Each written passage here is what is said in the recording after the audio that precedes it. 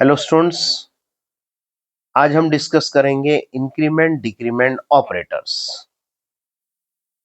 a equals to a plus one, ये statement a की value को 1 से इंक्रीज करेगा और यही काम करने के लिए हमारे पास एक शॉर्टकट है प्लस प्लस a या फिर a plus plus.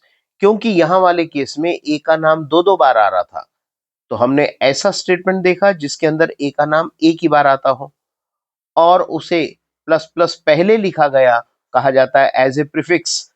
Plus plus बाद में लिखा गया, उसे कहा जाता है we are using it as a postfix.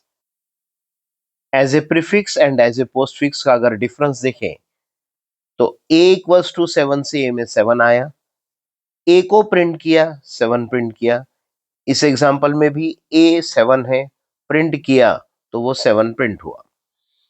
पहले एग्जांपल एज ए प्रीफिक्स में कहा प्लस प्लस a, तो a की वैल्यू इंक्रीज होकर 8 हो जाएगी।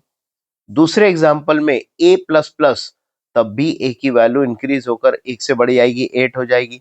फिर यहां वाले केस में प्रिंट किया, 8 विल बी प्रिंटेड। यहां वाले केस में प्रिंट किया, 8 विल बी प्रिंटेड। मतलब यहां पर इस एग्जांपल में as a prefix as a postfix में कोई डिफरेंस नहीं है। तो फिर डिफरेंस कहां पर होगा? Let us see another example. इस एग्जांपल में अगर हम देखें, ए की स्टार्टिंग वैल्यू और बी की स्टार्टिंग वैल्यू 7 और 3 है और उसे प्रिंट किया गया। यहां पर भी स्टार्टिंग वैल्यू 7 3 है, उसे प्रिंट किया गया। b equal to plus plus A, तो इस एग्जांपल में प्लस प्लस पहले आया है।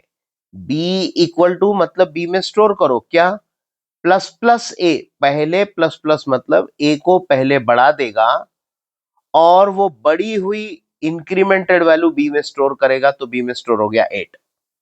जबकि इस एग्जांपल में क्या होगा, b इक्वल टू मतलब b में स्टोर करो क्या, a की करंट वैल्यू स्टोर कर देगा 7 और अब a को 1 से बढ़ा देगा, a बढ़कर 8 हो गया।